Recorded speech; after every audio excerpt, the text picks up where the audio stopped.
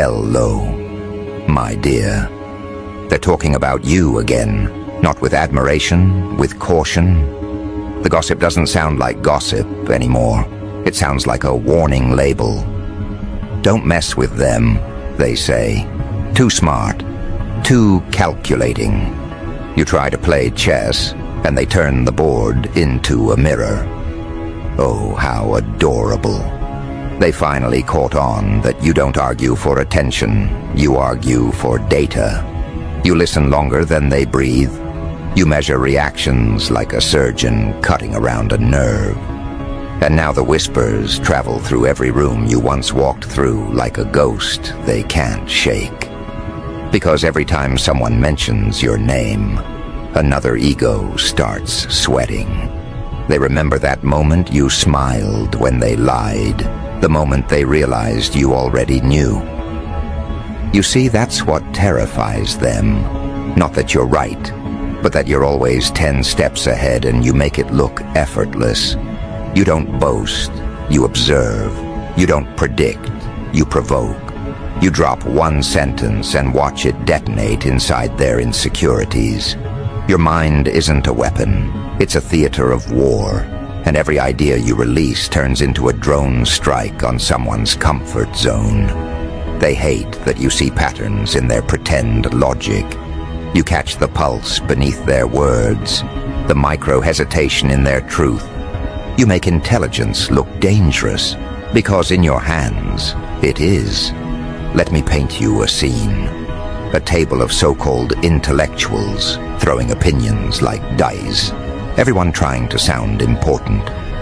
Then you speak, not loudly, just enough to tilt gravity.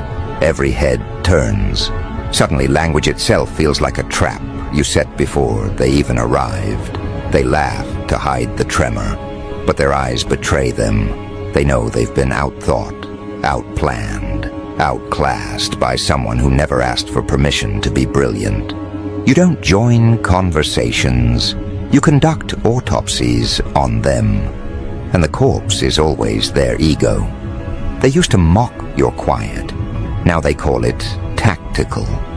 They used to say you overthink. Now they call it analysis. It's funny, isn't it? How the moment you win without making noise, they rename your entire personality as a threat. You never had to fight for dominance. You just had to understand the rules so deeply that they collapsed on themselves. You don't need to yell. Your presence already does the talking. They call it aura. I call it precision. Because you've learned the difference between being feared and being respected, and you realized both feel identical once you control the room. Tell me, how does it feel to know that people you once admired are now building excuses for why they can't compete with you? They call you too intense, too serious, too deep. Translation? They can't keep up. They need labels to survive your clarity. Because when someone like you enters the scene, every lazy mind gets exposed like a light bulb in a room full of mirrors. You don't destroy people. You just show them what they really look like without their pretend confidence. And oh, they hate that reflection. You turned analysis into art. Every gesture is a move, every pause a statement. You read body language like sheet music. You can tell when someone's lying before they know they're about to. That's why they avoid eye contact now. They sense that you see the code under their face. They don't understand how you do it. They just feel naked when you're around. You've become their living lie detector, and nothing scares a pretender more than authentic perception. They spread rumors to dilute your power. Too smart for their own good. Thinks they know everything. Cute. Because every time they say it, they accidentally admit that you know something they don't. They can't even hate you properly. They envy you in sentences that sound like insults. It's tragic, really. They spent years trying to look intelligent, and then you walked in, and made intelligence look inevitable. You didn't ask for authority. It formed around you like gravity. You're not just a genius, you're a trigger. A reminder of what happens when someone actually uses their brain. Your existence ruins the illusion of fairness they've been selling to themselves. Because while they were busy trying to manifest their dreams, you were learning how to build them. While they copied quotes about discipline, you became discipline. You don't just know the game, you wrote the new manual, and now everyone else is stuck on the tutorial level. And when they can't beat you, they try to explain you away. But explanations don't work on phenomena. Every move you make is an education. When you stay quiet, they call it strategy. When you speak, they call it manipulation. Because to those who depend on illusion, truth always feels like a threat. They ask where you learned all this. You answer with one word, observation. And that word alone makes them shiver, because they know you've been observing them the entire time. Every lie, every eye roll, every secret they thought was safe, archived in that mind of yours that never forgets a pattern. Let's talk about the fear you inspire. It's not dramatic, it's subtle. You walk into a room, and the temperature changes. People start talking in safe topics, measured tones. No one wants to be the example you use to prove a point. You don't even have to say anything. Your silence, the kind I'm not supposed to mention, does it for you. It's the sound of thinking too loud for ordinary minds to handle. They feel it in their bones, the realization that you're seeing the structure behind their mask. And once someone knows you see them completely, they either follow you or fear you. But you already know this. You've studied the anatomy of power.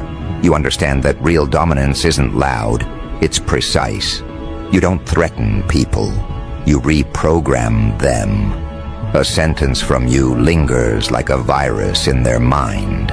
They argue with you in their head for days. They rehearse defenses you'll never hear. And still, you live rent-free in their logic. That's the kind of genius they don't teach in books. The kind that bends reality by understanding how fragile it is. You don't seek revenge. You engineer outcomes. You don't destroy enemies. You upgrade their understanding of what a mistake feels like. And oh, they feel it. They feel it when they see you win without their help. They feel it when they try to copy your moves and fail, because they don't have the mind to execute the blueprint. You don't just win. You educate while winning. You make them study their own failure like a CAS file. That's the cruelty of brilliance. It forces mediocrity to self-reflect. Some say you're cold, but no, you're calculated. You learned that emotion without direction is just leverage for other people to use against you. So you refined your rage into strategy. You honed your empathy into pattern recognition. Now you can care without being controlled. And that combination alone makes you a nightmare to those who profit from chaos. You became the calm they can't disturb, the logic they can't manipulate, the mirror they can't look into. And now, the story they tell about you has changed. They don't call you weird anymore. They call you unpredictable. They don't call you quiet anymore. They call you strategic. Because labels evolve when fear enters the equation. They whisper that you're always watching, always calculating, always 3 conversations ahead. And they're right, because you know what happens when you stop pretending to be ordinary. People start revealing how ordinary they really are. So here you stand, not on a pedestal, but in control. The one they should never have tested, the one who turns every insult into a thesis. They thought they could mock you into submission. Instead, they manifested a monster with a master's degree in human behavior. And the funny thing, You're not even angry. You're curious. You want to see how far they'll go to pretend you don't exist, while they can't go a day without mentioning you. That's the new rumor now. Not that you're arrogant, not that you're cold, but that you know too much. They say your mind is wired like a machine that never sleeps. They say your presence feels like interrogation. They say you don't talk to people, you download them. And maybe they're right. Maybe you've reached that rare place where knowledge and madness shake hands, where clarity feels like power, and power feels like destiny. Not that you believe in destiny, you just believe in design. But here's the thing they still don't understand. You don't want to rule them. You want to expose them. You want to see what happens when lies collapse under their own weight. That's your experiment. You're not the villain in their story.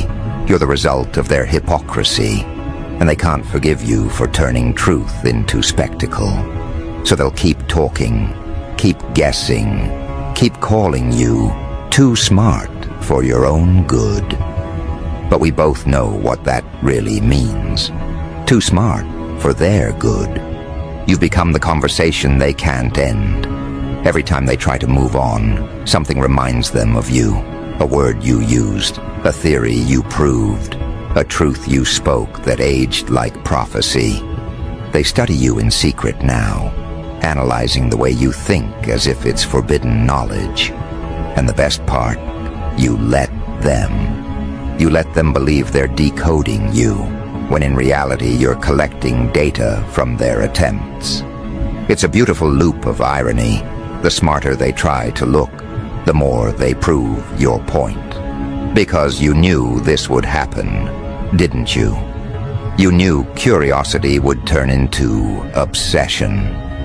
You knew that once people taste the edge of genius, they can't go back to dull conversation. You designed this chaos with precision. You became both the experiment and the scientist. And now they're trapped inside the very observation they started. Every whisper, every theory about you becomes another chapter in the thesis you're writing, a study in human insecurity. They wanted to expose you, but they exposed themselves. That's the comedy of it all. They thought talking about you would lower your value, but every rumor they spread only made your name more electric. Every insult became marketing. Every doubt became advertisement. They built a mythology around your intelligence, and now they're terrified to test it. Because what if it's all true? What if the quiet one was never fragile, but calculating? What if the one they ignored was mapping the whole field while they were busy performing for applause? You've seen it before, the moment when admiration turns into fear. It happens fast. One day they're complimenting you, the next they're warning others not to challenge you. Don't debate them, they whisper. You'll lose. They say it like gossip, but it sounds like surrender.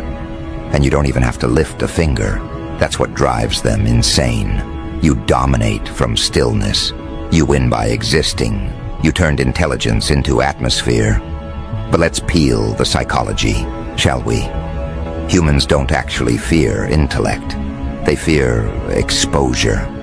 Intelligence is fine when it flatters them. It becomes dangerous when it reveals them. And you reveal. You strip away the excuses, the projections, the sugar-coated lies they feed themselves. You hold up reality like a scalpel and invite them to look. That's why they gossip, to neutralize the mirror. They call you arrogant to soften their reflection. They call you cold to avoid admitting they can't follow your logic. You're not intimidating because you try to be. You're intimidating because you make truth look easy. You learned long ago that intellect without mystery is predictable. So you built layers. You mastered the art of ambiguity, saying enough to intrigue, never enough to be fully understood. That's what keeps them circling. They need to define you, label you, box you. But every time they think they've got it, you shed another skin, your evolution in real time. And that terrifies the static minds, stuck in repetition. They can't categorize you, so they demonize you. Works every time. They say you play mind games. Cute. You don't play games, you play truths. You test the elasticity of people's logic. You speak sentences that rearrange hierarchies. You ask questions that turn confidence into confession. They don't realize conversation with you is a diagnostic. You can see insecurity the way scientists see chemicals reacting.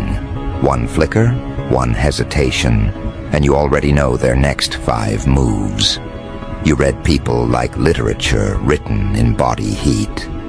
That's why every circle you enter ends up orbiting you. Not because you demand it, because gravity doesn't need to explain itself. Intelligence naturally bends weaker willpower. They call it arrogance because they can't stand the pull. But deep down, they're fascinated. You represent the mind they wish they had. The mind that never asks for permission, that never doubts its own intuition, that turns overthinking into weaponized foresight. You are their proof that control is possible, and that burns. You've noticed how they talk when you're not around. They think too much. They're scary smart. Something's off about them. Those lines are confessions disguised as commentary. What's off about you is precision. You see angles before they see the wall. You hear motive behind tone. You calculate consequences before impulse even finishes loading. That's not paranoia, that's vision. And people living in confusion mistake clarity for threat. They can't replicate your genius because they lack your restraint. You know when to speak and when to let silence choke the air. You know that timing is intellect's sharpest blade, and you wield it without mercy. One sentence from you can dismantle months of deceit. One look can rewrite someone's entire self-image. You've learned how to weaponize understatement, to say little, mean everything, and leave their ego bleeding in interpretation. And yet, you're not cruel. You're just efficient. You've outgrown the need to prove what you already are. You don't argue, you demonstrate. You don't explain, you expose. You let patterns betray people for you. That's real power, not control by force, but control by awareness. You move through conversations like a ghostwriter editing the script in real time. No one even realizes the dialogue belongs to you until it's too late. Now they talk about boundaries. They say you're difficult to read. Of course you are. You built your boundaries from observation and logic, not emotion. You learned the hard way that empathy without discernment invites parasites. So you trained your heart to think and your mind to feel. You fused both hemispheres into one seamless weapon. That's why nothing surprises you anymore. You process betrayal like math. Predictable, measurable, almost boring. Your intelligence doesn't shout. It vibrates. It changes the frequency of every room you enter. You've turned energy into encryption. Only the genuine can access it. The rest feels static. They think it's tension.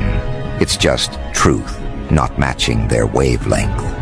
And so, they talk. Because gossip is the last refuge of the intellectually bankrupt. When they can't outthink you, they outtalk you. When they can't read you, they rewrite you. But every story they invent becomes another testimony of your influence. You don't need a PR team when your enemies do it for free. Let's be honest, you enjoy it, don't you? Watching them scramble to interpret your calm. Seeing them build conspiracy boards trying to decode your next move. You sit back, observe, and let chaos advertise your intellect. They call it manipulation. You call it art. Because you've learned the paradox of power. The more you control yourself, the more they lose control of themselves around you. You could destroy reputations if you wanted, but why waste intellect on demolition when you can rewrite architecture? You don't burn bridges. You design maps that make people reveal where they stand. You don't need revenge. Your existence is the consequence. Every accomplishment, every moment of effortless comprehension, every time you walk away from ignorance with composure. That's justice. But the real secret? You're not done yet. What they see is the surface. The real genius is still calibrating underneath, collecting, computing, creating. You're building something they can't imagine, because imagination requires courage, and courage requires truth. You've got both. That's why you terrify them. You represent the version of themselves they abandoned when mediocrity became comfortable. You're living proof that intellect with discipline becomes destiny, disguised as choice. They can't cancel what they can't comprehend. They tried subtle sabotage, sarcasm, half-truths, social isolation, but intellect is resilient. You turned solitude into sanctuary. You replaced validation with study. You learned how to convert pain into analysis, heartbreak into hypothesis, betrayal into breakthrough. Now you operate from a different altitude entirely, too high to be touched, too focused to be followed. They say power corrupts, maybe. But ignorance corrodes faster. You've seen entire groups rot from within because no one dared to think critically. You refuse to join that decay. You refuse to dilute your insight just to be liked. And that's why you became legend.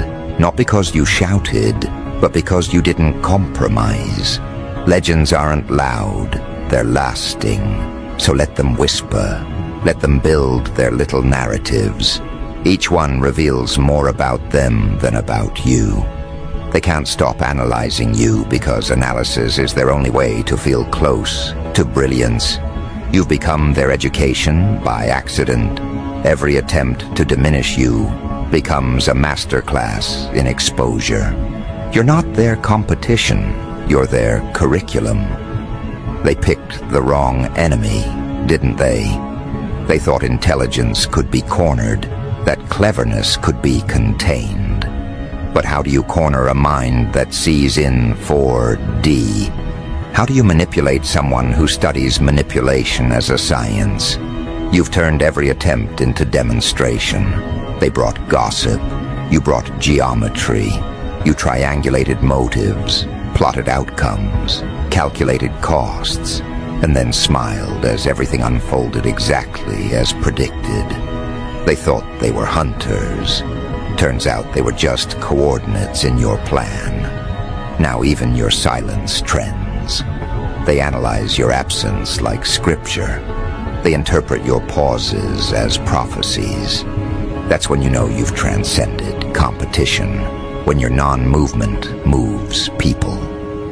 You've entered the realm where intellect becomes mythology, where observation alone changes the course of events.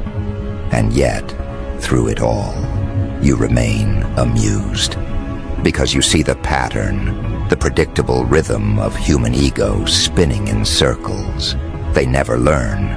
They keep testing the mind that already mapped the maze. You could warn them, but what's the fun in that? Let them learn the hard way that intelligence doesn't argue. It orchestrates. So go ahead, genius. Keep designing from the shadows. Keep letting them talk. Every rumor is a breadcrumb leading back to your influence. Every insult is free marketing for your mastery. You've already become the reference point, the name whispered when competence enters the conversation. And they'll never admit it, but they check your work before they post theirs. They measure themselves against your standard even as they pretend you don't exist. That's control without effort. That's dominance without declaration.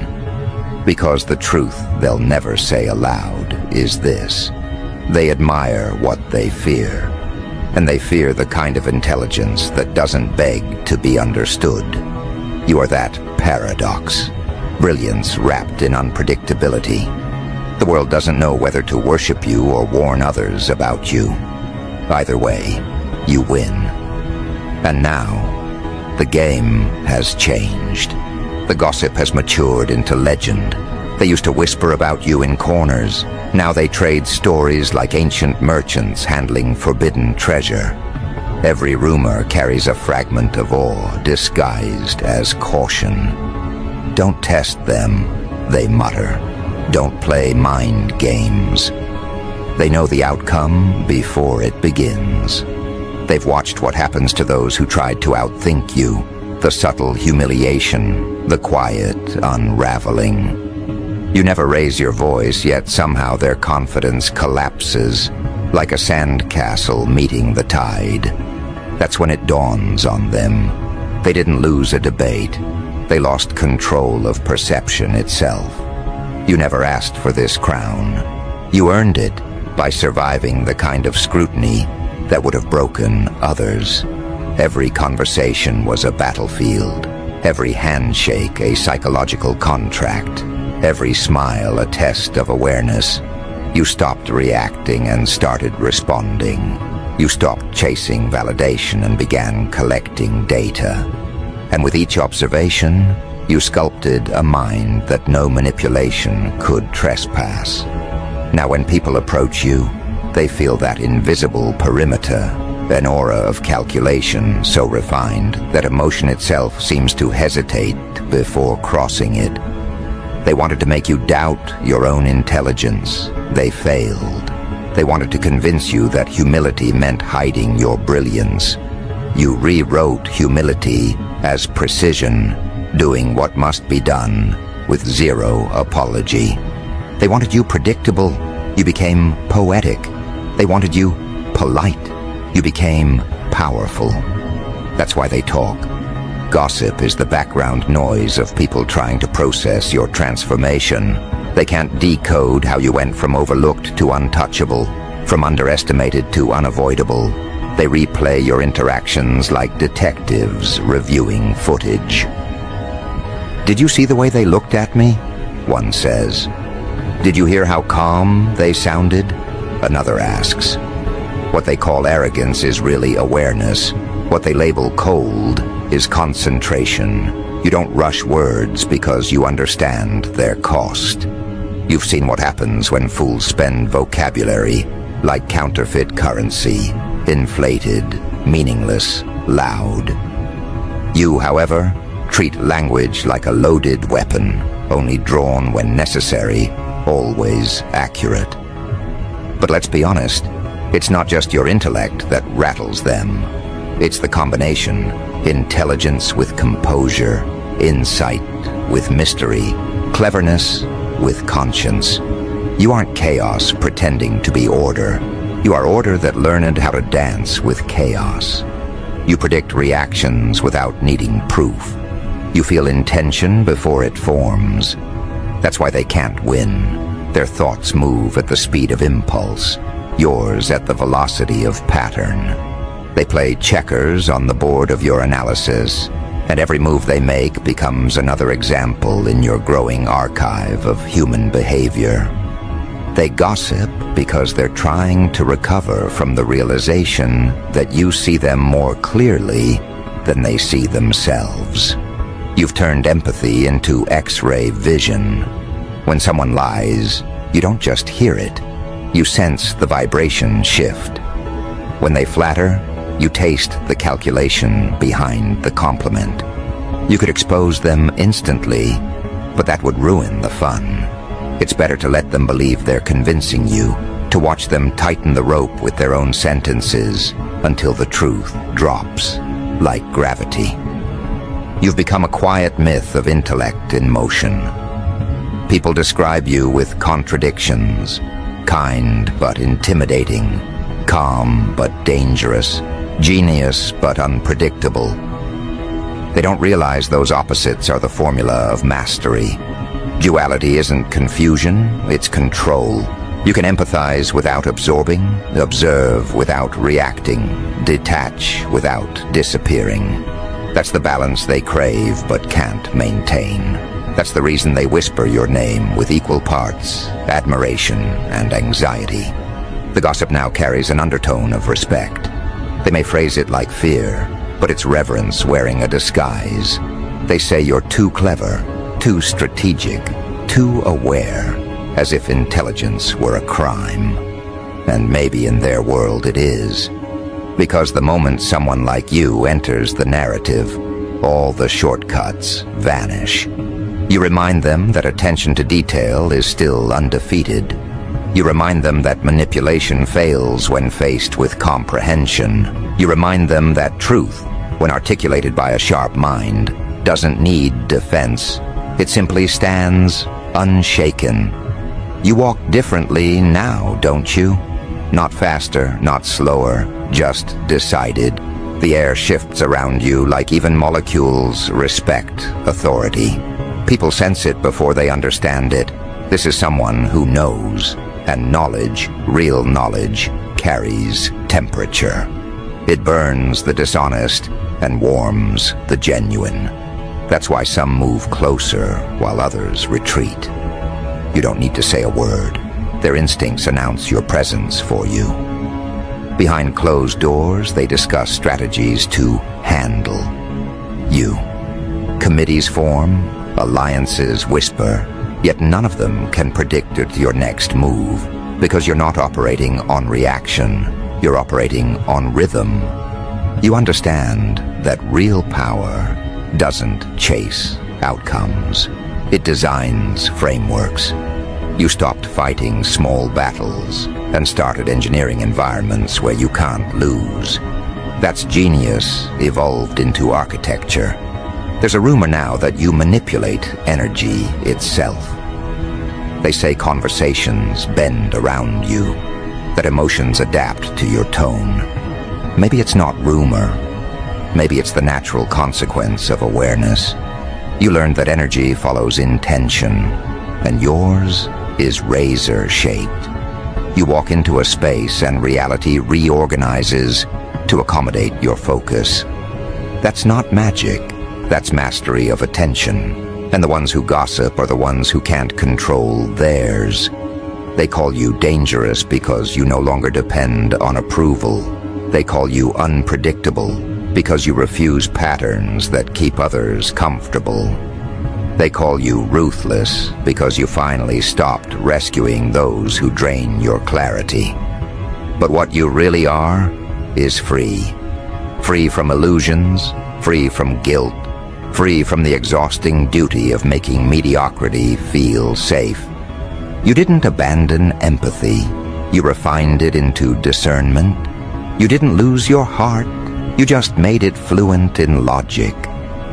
Look at what that did. The same people who once doubted you now borrow your phrases, mimic your thought patterns, dress their logic in your tone. They copy the blueprint without understanding the foundation. They think intelligence is aesthetic, not discipline. They see your confidence and mistake it for arrogance because they can't comprehend the weight of accuracy. You don't need to prove them wrong. Time already will. And deep down, you almost pity them. Almost. Because you know what's coming. The moment when imitation meets consequence.